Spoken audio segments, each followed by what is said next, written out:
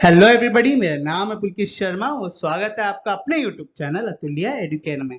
तो आज हम लोग क्लास 10th का इकोनॉमिक्स में chapter number 4 globalisation in Indian economy में एनसीईआरटी क्वेश्चंस करने वाले हैं। मगर शुरुआत करने से पहले जिन्होंने भी अब तक चैनल को सब्सक्राइब नहीं किया है, जाके चैनल को सब्सक्राइब करो, ठोको लाल बटन को एकदम ठोक दो, ठीक है। यार तुम लोग ठोकोगे तो उससे मुझे मोटिवेशन मिलेगा और अच्छे अच्छे एजुकेशन कंटेंट बनाने के लिए। और तुम्हें तो फ्री में मिल रहा है यार अच्छे अच्छे एजुकेशन कंटेंट, तो ठोक दिया करो, उसमें क्या है, ठीक है। चलो तो शुरुआत करते हैं इस वीडियो के साथ। सबसे पहला क्वेश्चन दिया गया है, what do you understand by globalisation, explain in your own words. ठीक है, ग्लोबलाइजेशन का मतलब क्या होता है ये बेसिकली आपको समझाना है। देखो ग्लोबलाइजेशन मतलब क्या, ग्लोबलाइजेशन मतलब इंटरकनेक्टिंग या integration of different markets around the world. For example दो कंट्रीज हैं, ठीक है, अगर दोनों कंट्रीज को हमें पास में लाना है तो सबसे बेस्ट तरीका है कि दोनों कंट्रीज के बीच में इकोनॉमिक एक्टिविटीज बढ़ाओ। इसका मतलब दोनों कंट्रीज की जो मार्केट है उनको ज्यादा से ज्यादा जोड़ो, जितना ज्यादा वो जुड़ेंगे उतना ज्यादा उनकी इकोनॉमिक एक्टिविटीज बढ़ेंगी, और जितना ज्यादा इकोनॉमिक एक्टिविटीज बढ़ेंगी उतना ज्यादा ग्लोबलाइजेशन बढ़ेगा, ठीक है। अब दोनों कंट्रीज की जो मार्केट्स है उसको हम लोग कैसे इंटीग्रेट कर सकते हैं, उनकी इकोनॉमिक एक्टिविटीज कैसे बढ़ा सकते हैं, इसके 4-5 फैक्टर हैं। सबसे पहला जो फैक्टर है that is transfer of services and technology. ठीक है, जितना ज्यादा सर्विसेज और टेक्नोलॉजी का ट्रांसफर होगा उतना ज्यादा दोनों की मार्केट क्या होंगी, इंटरकनेक्ट होंगी, इंटीग्रेट होगी, ठीक है। दूसरा चीज है आपका कि exchange of movement of people. ठीक है, जितने ज्यादा लोगों का एक दूसरे कंट्रीज में आना जाना होगा उतना ज्यादा कल्चर एक्सचेंज होगा, प्लस जो लोकल टूरिज्म इकोनॉमी है वो भी दोनों कंट्रीज की बढ़ेंगी, ठीक है। तीसरा चीज क्या है, तीसरा चीज है टेक्नोलॉजी ट्रांसफर। अगर आपने जो टेक्नोलॉजी बनाई, अगर आपको लगता है कि वो कंट्री आपकी बहुत अच्छी दोस्त है तो उनके मार्केट में भी जाके आप टेक्नोलॉजी बेच सकते हो। और वो अगर वो कंट्री समझती कि आप उनकी बहुत अच्छे दोस्त हो तो आप उनकी कंट्री में भी आके टेक्नोलॉजी बेच सकते हो। उससे क्या होता है कि दोनों की इकोनॉमी भी स्ट्रेंथन होती है, प्लस दोनों के जो लोकल जो पब्लिक है उनको भी फायदा होता है, प्लस जैसे जैसे इकोनॉमी एक दूसरे की मिलती है उतना ज्यादा ग्लोबलाइजेशन बढ़ता है। और चौथा और आखिरी है कि एक्सचेंज ऑफ गुड्स, जितना ज्यादा इंपोर्ट और एक्सपोर्ट होगा उतना ज्यादा इकोनॉमिक एक्टिविटीज बढ़ेंगी, उतना ज्यादा ग्लोबलाइजेशन बढ़ेगा। समझ में आ गया? तो ये कुछ फैक्टर्स है जिसकी वजह से ग्लोबलाइजेशन बढ़ सकता है, ठीक है। तो आई होप अभी आपको ग्लोबलाइजेशन समझ में आ गया हो, ठीक है। अब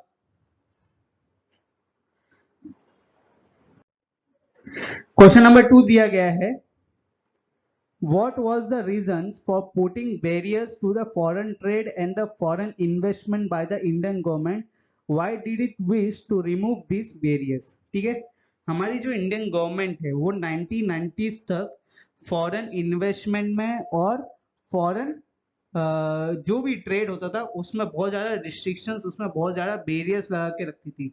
अब ऐसा हमारी इंडियन गवर्नमेंट क्यों करती थी, इसका एक बहुत ही सिंपल सा आंसर है, to protect the small producers or small manufacturers or small industrialists of our country। ठीक है, हमारे जो कंट्री के स्मॉल प्रोड्यूसर्स हैं, स्मॉल इंडस्ट्रियलिस्ट हैं, स्मॉल मैन्युफैक्चरर्स हैं, उनको प्रोटेक्ट करने के लिए अगर अगर वो समझो बैरियर नहीं लगाती और फॉरेन इन्वेस्टमेंट आने देती तो क्या होता, तो जो हमारे जो लोकल मैन्युफैक्चरर्स हैं, लोकल प्रोड्यूसर्स हैं, वो बाहर की कंपनीज के साथ कॉम्पिट ही नहीं कर पाते, और अल्टीमेटली ये होता है कि हमारे जो मैन्युफैक्चरर्स है उनको अपनी दुकानें बंद करनी पड़ती। इसका बहुत बड़ा एग्जांपल आज के तौर पे है इंडियन टॉय इंडस्ट्री। अगर आप आज इंडियन टॉय इंडस्ट्री को, इंडियन टॉय मार्केट को देखोगे तो 70% of Indian toy market is being captured by Chinese toy manufacturers. जो चाइना में टॉय बनाते हैं उन्होंने हमारे इंडियन टॉय मार्केट के 70% कैप्चर करके रखा है। अब ऐसा क्यों हुआ है, क्योंकि इंडियन गवर्नमेंट ने कुछ बैरियर्स या कुछ रिस्ट्रिक्शंस लगाए ही नहीं है, ठीक है।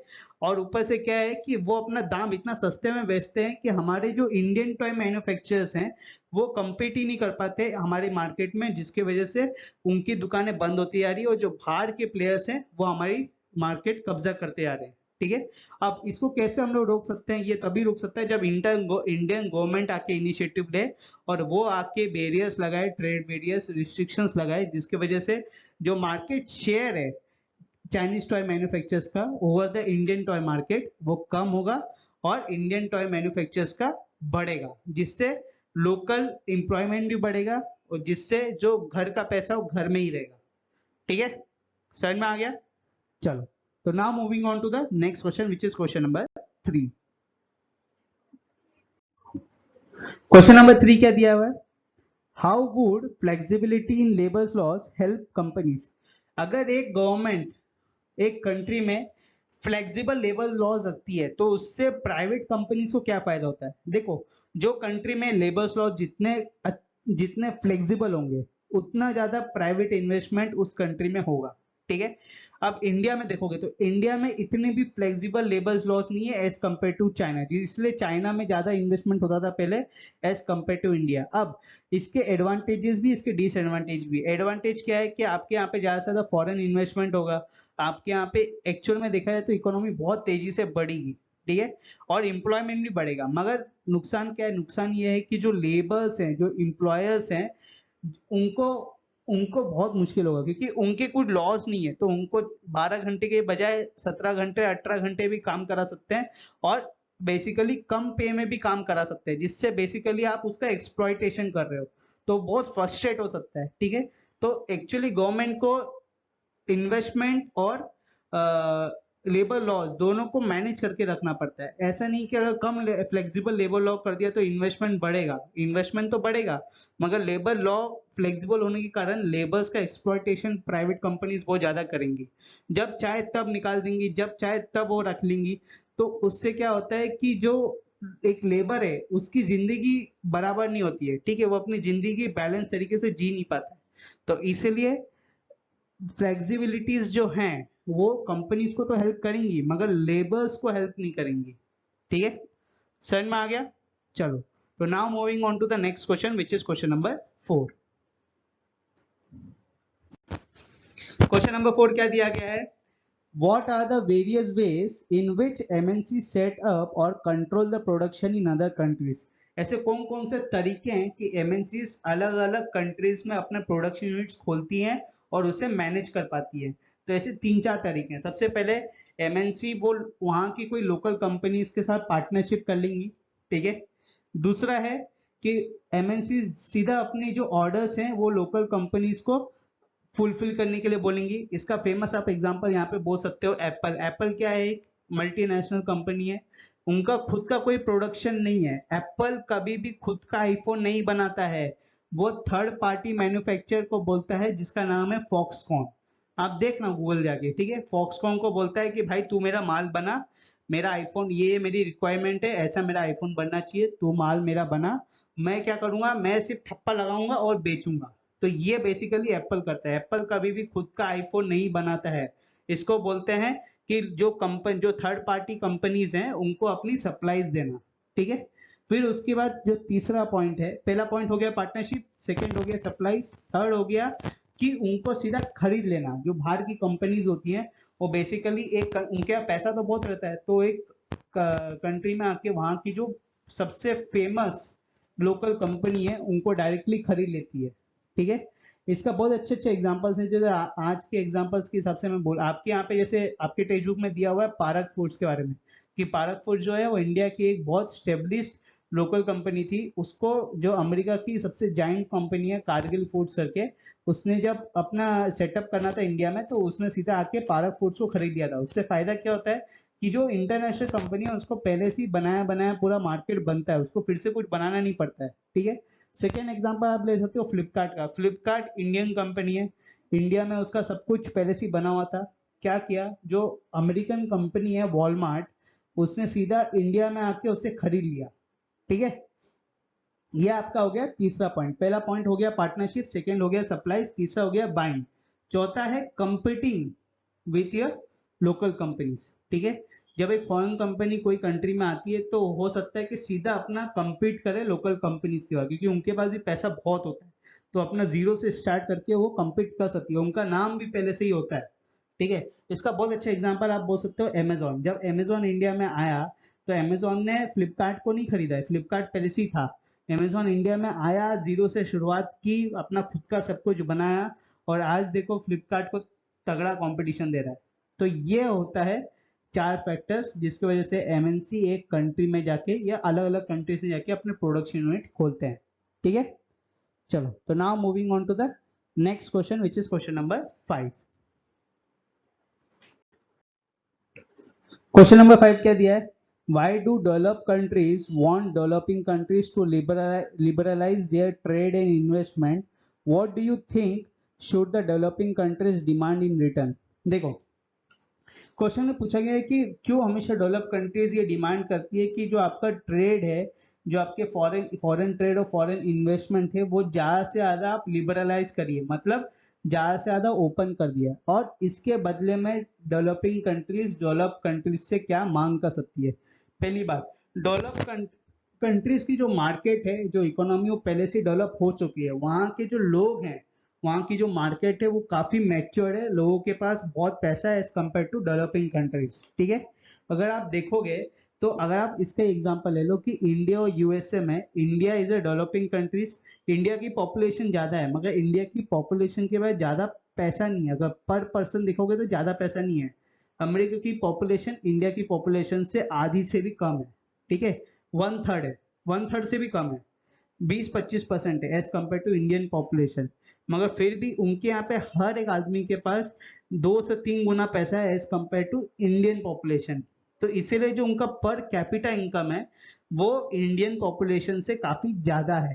ठीक है, इसलिए उनकी जो परचेसिंग पावर है वो इंडियन एक पर्सन से काफी ज्यादा है। तो जो अमेरिकन एक पर पर्सन है वो इंडियन पर पर्सन से काफी ज्यादा खर्च सकता है। ठीक है, इसकी वजह से जो डेवलप मार्केट है, वो जो डेवलपिंग कंट्रीज की जो डेवलप्ड कंट्रीज की मार्केट है वो बहुत ज्यादा मैच्योर्ड है as compare to developing countries market. अब क्या होता है कि जब डेवलप कंट्री बोलती है एक डेवलपिंग कंट्री को, तो तुम अपना मार्केट क्यों नहीं ओपन करते हो, तुम अपनी इकोनॉमी क्यों नहीं लिबरलाइज करते हो? तो इससे नुकसान क्या होता है कि जैसे ही एक डेवलपिंग कंट्रीज अपनी मार्केट लिबरलाइज करेगी तो वहाँ की जो लोकल कंपनीज हैं डेवलपिंग कंट्रीज की, जो लोकल कंपनीज है, जो लोकल मैन्युफैक्चरर्स है, जो लोकल प्रोड्यूसर्स हैं, वो कॉम्पीट नहीं कर पाएंगे फॉरेन कंपनीज के साथ। जो डेवलप कंट्रीज की कंपनीज हैं उनके साथ वो कॉम्पीट नहीं कर पाएंगे। तो हमेशा एक टाइप का आपको एक इमेजिनरी वॉल बना के रखना पड़ेगा।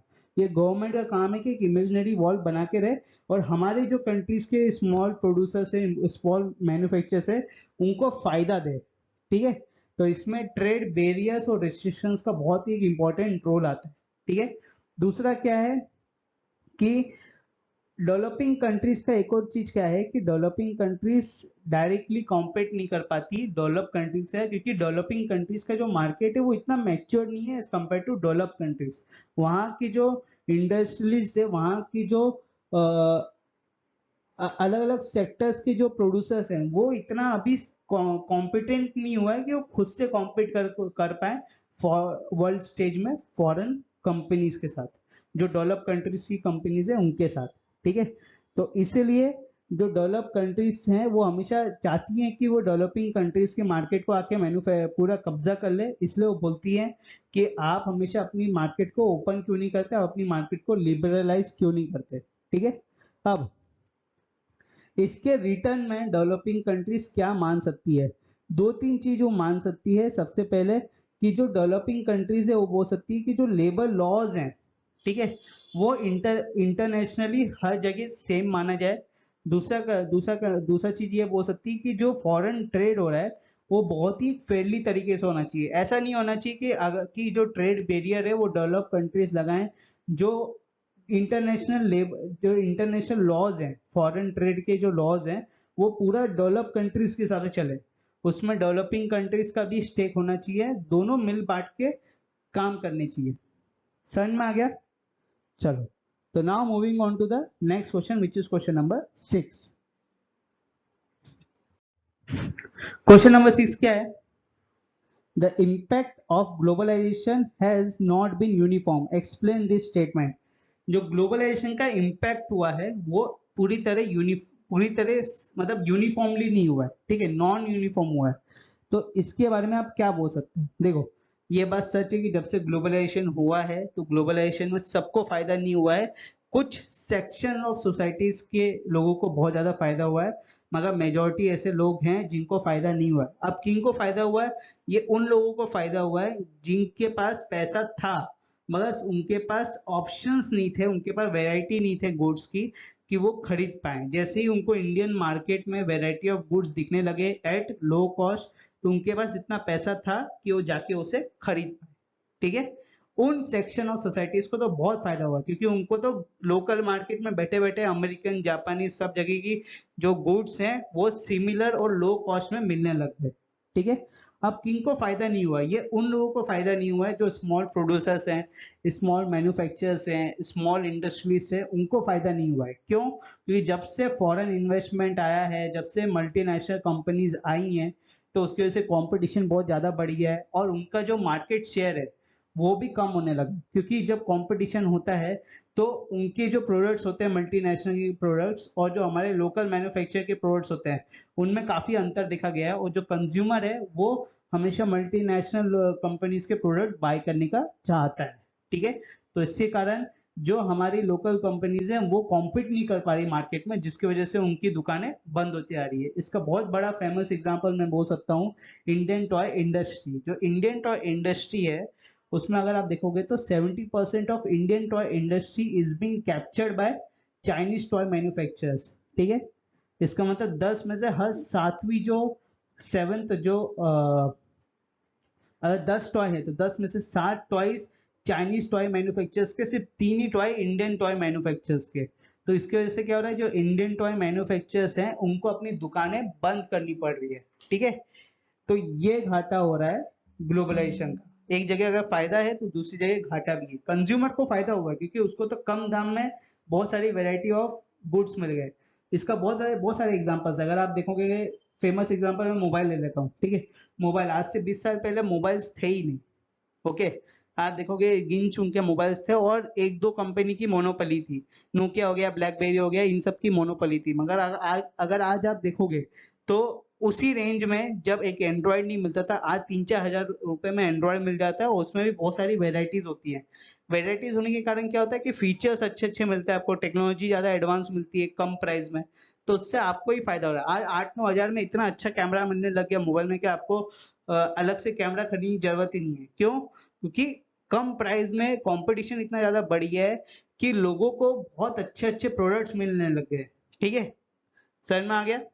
चलो, तो now moving on to the next question which is question number 7। Question number 7 क्या दिया गया है? How has liberalisation of trade and investment policies helped the globalisation process? ठीक है, जो ट्रेड और इन्वेस्टमेंट में लिबरलाइज किया गया है, मतलब उनको ज्यादा से ज्यादा ओपन किया गया है फॉरेन ट्रेड और इन्वेस्टमेंट को, उसके वजह से ग्लोबलाइजेशन के प्रोसेस में क्या बदलाव आए हैं? ऑब्वियसली जब भी एक गवर्नमेंट रिमूव करती है बैरियर्स को, रिस्ट्रिक्शंस को, और अपनी पॉलिसीज को लिबरलाइज करती है फॉर द फॉरेन ट्रेड और इन्वेस्टमेंट, उसके वजह से लोकल इकोनॉमी में बहुत ज्यादा ग्लोबलाइजेशन आता है। ठीक है, बाहर की कंपनियां इंडिया में आके मैन्युफैक्चरिंग प्लांट लगाएगी, अपना मैन्युफैक्चरिंग यूनिट खोलेगी, फिर वहां पे लोकल एम्प्लॉयमेंट बढ़ेगा, फिर लोगों को लोकल मार्केट में ही इंटरनेशनल ब्रांड्स का प्रोडक्ट्स मिलेंगे एट लो कॉस्ट या सिमिलर कॉस्ट। तो उससे कंज्यूमर्स को भी फायदा होगा, जो एम्प्लॉयर है उनको भी फायदा होगा, और एम्प्लॉय जो काम कर रहा है उसको भी फायदा होगा। ठीक है, प्लस कि लोकल फॉरेन इन्वेस्टमेंट के वजह से जो यहाँ की स्टार्टअप इकोसिस्टम है वो भी बढ़ेगी। तो यहाँ पे भी ऐसी कंपनीज हैं जो आगे जाके मल्टीनेशनल कंपनीज हो सकती हैं। ठीक है, तो ये सब फायदा होता है फॉरेन ट्रेड और फॉरेन इन्वेस्टमेंट के पॉलिसीज को लिबरलाइज करने से। ठीक है, चलो, तो now moving on to the next question which is question number 8। Question number 8 क्या दिया है? How does foreign trade led to integration of market across countries, explain with an example other than those given here. ठीक है, यहाँ पे क्या पूछा गया कि कैसे फॉरेन ट्रेड के वजह से जो डिफरेंट कंट्रीज की मार्केट्स हैं वो कैसे इंटीग्रेट कर सकती है, इसको आपको एग्जांपल के तौर पे बताना है। ठीक है, फॉरेन ट्रेड एक बहुत बड़ा फैक्टर है जिसके वजह से जो अलग अलग कंट्रीज की मार्केट हैं वो ज़्यादा से ज़्यादा इंटीग्रेट कर पाती है, और फॉरेन ट्रेड प्लस उसके साथ एमएनसीज, क्योंकि फॉरेन ट्रेड कौन कराएगा? जब तक एक कंट्री में ज़्यादा से ज़्यादा प्राइवेट कंपनीज नहीं होंगी तब तक फॉरेन ट्रेड हो नहीं पाएगा, ठीक है। तो फॉरेन ट्रेड तभी हो सकता है जब एक कंपनीज में एक कंट्री में प्राइवेट कंपनीज हो या मल्टीनेशनल कंपनीज हो, उसके वजह से दो कंट्रीज की जो मार्केट है वो ज़्यादा से ज़्यादा इंटीग्रेट हो पाती है। इसका बहुत अच्छा एग्जांपल मैं बोलूँ तो इंडिया और यूएसए का देख लेते हैं। आज से 20 साल पहले इंडिया में कुछ मैन्युफैक्चर नहीं होता था इतना, ठीक है। इलेक्ट्रॉनिक्स के मार्केट मैन्युफैक्चर होता ही नहीं था कुछ, मगर आज आप देखोगे तो बहुत सारे ऐसे प्रोडक्ट्स हैं, बहुत सारे, जैसे वीडियो गेम्स हो गए, फिर मोबाइल हो गया, लैपटॉप्स हो गए, टेलीविजन हो गया, जो अमेरिका की बड़ी बड़ी ब्रांड्स है, जो जापान की बड़ी बड़ी ब्रांड्स है, जो साउथ कोरिया की बड़ी बड़ी ब्रांड्स है, वो इंडिया में आके अपनी मैन्युफैक्चरिंग प्लांट लगाती है और फिर यहाँ पे मैन्युफैक्चर करती है। उससे क्या हो रहा है? उससे यहाँ पे आके जो फॉरेन इन्वेस्टमेंट है, जो फॉरेन कैपिटल फ्लो है, वो यहाँ पे आके इन्वेस्ट हो रहा है, यहाँ पे वो लोग एसेट खरीद रहे हैं और यहाँ पे लोकल एम्प्लॉयमेंट बढ़ते आ रहा है। तो उससे क्या हुआ, जो इंडियन मार्केट है वो ज्यादा से ज्यादा लिंक्ड हो पा रही है, ज्यादा से ज्यादा इंटीग्रेट हो पा रही है जो अलग कंट्रीज हैं जैसे यूएसए, जापान, साउथ कोरिया, उनके मार्केट के साथ, ठीक है। अभी आप देखोगे रिसेंटली 2 दिन पहले ही कि जो जापान के प्राइम मिनिस्टर है उन्होंने इन्वेस्टमेंट यहाँ पे बोला है कि यहाँ पे आके हम और इन्वेस्टमेंट करेंगे। इससे क्या होता है कि दोनों कंट्रीज की मार्केट और ज्यादा से ज्यादा इंटीग्रेट होती है, हमारा भी माल वहाँ पे आके बिकता है, उनका भी माल हमारे यहाँ पे आके बिकता है। ये तभी हो पा रहा है जब दोनों कंट्रीज के यहाँ पे प्राइवेट सेक्टर जो है वो काफी पावरफुल है। अब इंडिया में आप देखोगे तो इंडिया में आज से 20 साल पहले बहुत सारे यूएस की कंपनी ने कॉल सेंटर्स लगाना शुरू कर दिए थे इंडिया में। क्यों? क्योंकि उन्हें यह पता था कि इंडिया एक ऐसी अकेली कंट्री है पूरी एशिया में जिसमें चीप लेबर मिल सकता है, प्लस यहाँ की जो यूथ है वो काफी स्किल्ड है, वो एक इंग्लिश स्पीकिंग जानती है। पूरे एशिया में एक ऐसी कंट्री है जो जिसमें सबसे ज्यादा इंग्लिश स्पीकर है, ठीक है, और यहाँ पे सबसे ज्यादा यूथ है। तो यूएसए को सबसे बेस्ट डेस्टिनेशन ये लगा कि इंडिया में आके हमें कॉल सेंटर्स खोलना चाहिए। प्लस इंडिया की जो यूथ है वो टेक्नोलॉजी से काफी ड्रिवन है as compare to other Asian countries. तो जिसके कारण इंडियन जो यूएसए कंपनीज है उसने अर्ली 20s में सबसे ज्यादा इंडिया में आके ही अपने कॉल सेंटर्स खोले। तो आज आप देखोगे तो इंडिया की जो आईटी सेक्टर है वो काफी डेवलप हो चुकी है, काफी मैच्योर हो चुकी है, ठीक है। तो ऐसे ही होता है। अब हम लोग यहाँ पे क्या करते हैं, जो सर्विसेज है वो यूएस के क्लाइंट्स को प्रोवाइड करते हैं, और वहाँ की जो टेक्नोलॉजी है वो यहाँ पे ट्रांसफर होती है, जिसकी वजह से क्या होता है कि दोनों के मार्केट क्या हो रहे हैं, इंटीग्रेट होते आ रहे हैं ज्यादा से ज्यादा। दोनों एक दूसरे के ऊपर डिपेंड होते आते हैं। तो जितना ज्यादा एक दूसरे की मार्केट डिपेंड होगी उतना ज्यादा ग्लोबलाइजेशन बढ़ेगा, उतना ज्यादा कल्चर एक्सचेंजेस होंगे, ठीक है। समझ में आ गया? चलो, तो now moving on to the next question which is question number 9। ये मैंने आपको बता चुका हूँ, ठीक है, पढ़ लेना ही पूरा। देखो मैं पूरा एक ओवरव्यू आपको बता रहा हूँ, ठीक है। आपको पढ़ना तो खुद से ही पड़ेगा। इसका जो पीडीएफ फॉर्मेट है ये आपको मैं टेलीग्राम में दे दूंगा, आप टेलीग्राम में जाके उसको ले सकते हो, उसको डाउनलोड कर सकते हो, ठीक है। टेलीग्राम का लिंक क्या है वो नीचे डिस्क्रिप्शन में दिया है, आखिरी में बता दूंगा, अभी पढ़ लो। अब क्वेश्चन नंबर 9 क्या दिया हुआ है, globalisation will continue in the future, can you imagine what the world would be like 20 years from now, give reasons for your answer.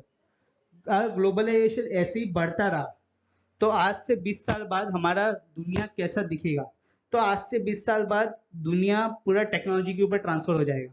आज ही आप देख सकते हो, आज से 5 साल पहले कितने लोग मोबाइल फोन से पढ़ते थे, मगर आज मोबाइल फोन की वजह से, टेक्नोलॉजी की वजह से जो एजुकेशन है वो टेक्नोलॉजी की वजह से कितना डेवलप हो चुका है, ठीक है। एक नॉर्मल आदमी जो 20-30 हजार रुपये महीना कमाता है वो अफोर्ड नहीं कर पाता हाई एक्सपेंसिव कोचिंग क्लास। तो वो अपने बच्चे को अगर क्वालिटी एजुकेशन देना चाहे तो कैसे दे पाएगा? उसके लिए है बेस्ट मोबाइल फोन। उसके पास अगर 3-4 हजार का मोबाइल फोन भी है या 1200-1300 का जियो वाला मोबाइल फोन भी है, उसमें भी वो अच्छे अच्छे कंटेंट देख के अपना बच्चे को पढ़ा सकते हैं। तो ये फायदा होता है टेक्नोलॉजी का।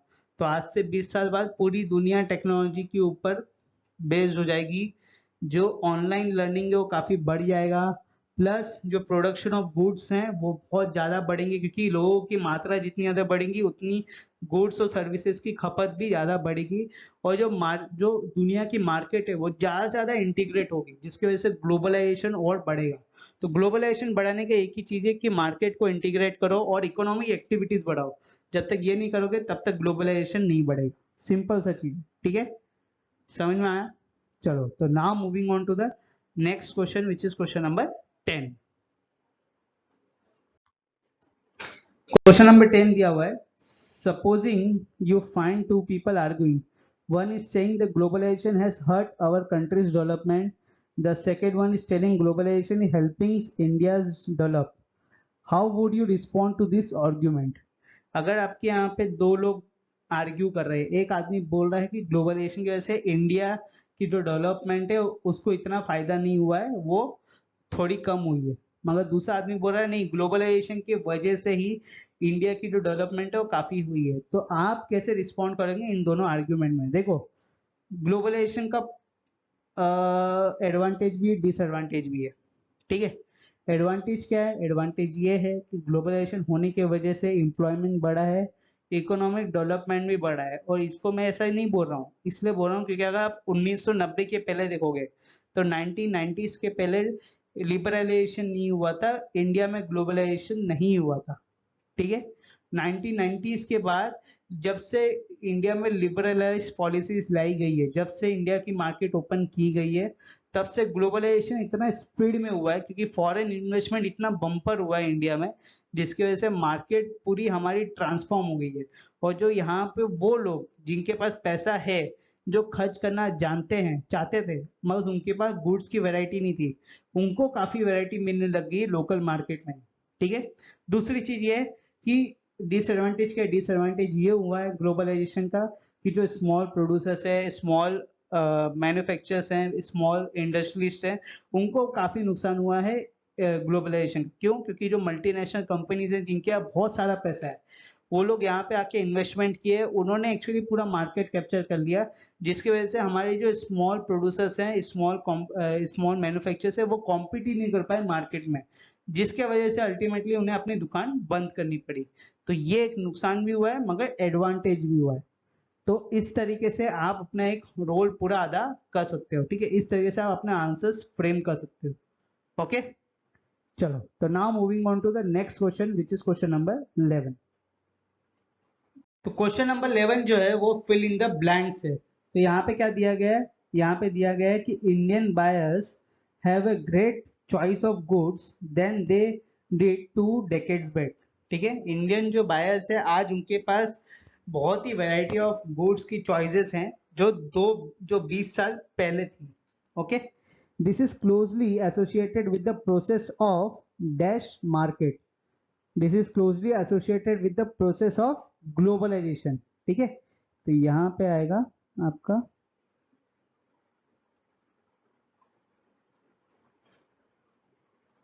ग्लोबलाइजेशन, ठीक है। The markets in India are selling goods produced in many other countries. This means there is increasing what? Increasing dash with other countries. तो increasing trade यहाँ पे आएगा,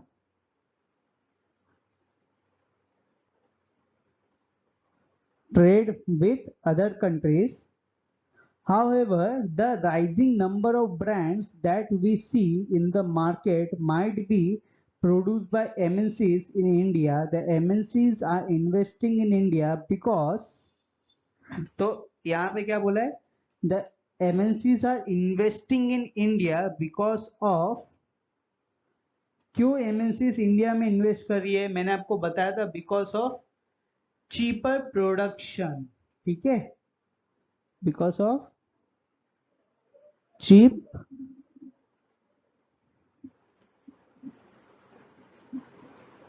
प्रोडक्शन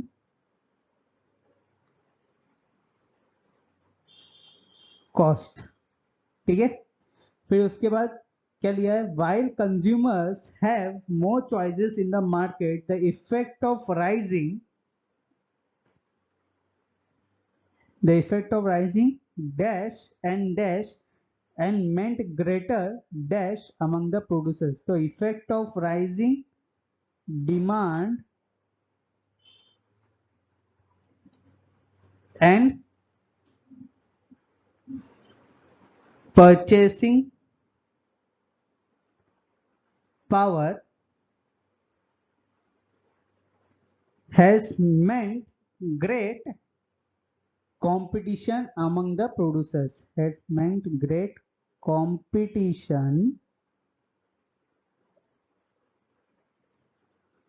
among the producers. समझ में आया? तो चलो, now moving on to the next question, which is question number 12. Okay? तो क्वेश्चन नंबर 12 में आपको मैच द फॉलोइंग करना है, ठीक है? तो कौन किसके मैच हो रहा है ये आपको बताना है। सबसे पहले क्या लिखा गया एक बार पढ़ लेते हैं हम लोग। सबसे पहले लिखा है MNCs buy a cheap rates for small. Second दिया हुआ quotas and taxes on import are used to regulate trade items. Third दिया हुआ है the Indian companies have invested abroad. Fourth, the IT has helped in spreading of production of services. Fifth, दिया हुआ है several MNCs has invested in setting up factories in India for production. यहाँ पे दिया हुआ है ऑटोमोबाइल प्रोड्यूसर्स, बी दिया हुआ है गारमेंट फुटवेयर स्पोर्ट्स, सी दिया हुआ है कॉल सेंटर्स और डी दिया हुआ है टाटा मोटर्स इन्फोसिस रैनबैक्सी और डी ई दिया हुआ है ट्रेड बैरियर्स। ठीक है, तो सबसे पहले क्या लिया था, the MNCs buy at cheap rates for small garments footwear and sports. तो फर्स्ट का हो जाएगा आपका बी। ठीक है, सेकेंड दिया हुआ है quotas and taxes on imports are used to regulate trade item. तो कौन कैसे रेगुलेट किया जाता है, by using the trade barriers. ठीक है, फिर उसके बाद Indian companies who have invested abroad. कौन कौन सी ऐसी इंडियन कंपनीज जिसने बाहर इन्वेस्टमेंट की है, ये है आपका option D, Tata Motors, Infosys, Ranbaxy, ऐसी बहुत सारी इंडियन कंपनीज हैं। फिर उसके बाद फोर्थ है IT has helped in spreading of production of services.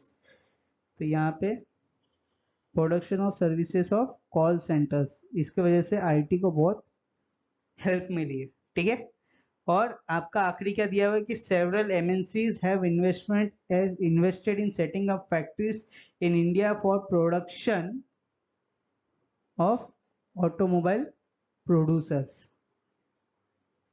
ठीक है, समझ में आ गया? चलो, तो इसके साथ आपका जो क्वेश्चन नंबर 12 है वो होता है समाप्त। Now moving on to the next question which is question number 13। Question number 13 क्या दिया है, choose the most appropriate option. ठीक है, तो ये बेसिकली आपका एमसीक्यू टाइप क्वेश्चन हो गया। ओके, यहाँ पे आपको तीन ऑप्शन दिए गए हैं, आपको तीनों ऑप्शन में से कोई एक ऑप्शन सिलेक्ट करना है। तो यहाँ पे सबसे पहला क्या दिया हुआ है, the past 2 decades of globalization has been rapid movement in goods, services and people between countries, goods, services and investment between countries, good investment and people between countries। तो 20 साल जो ग्लोबलाइजेशन के हुए हैं इंडिया में, उससे रैपिड मूवमेंट किस में ज्यादा हुआ है।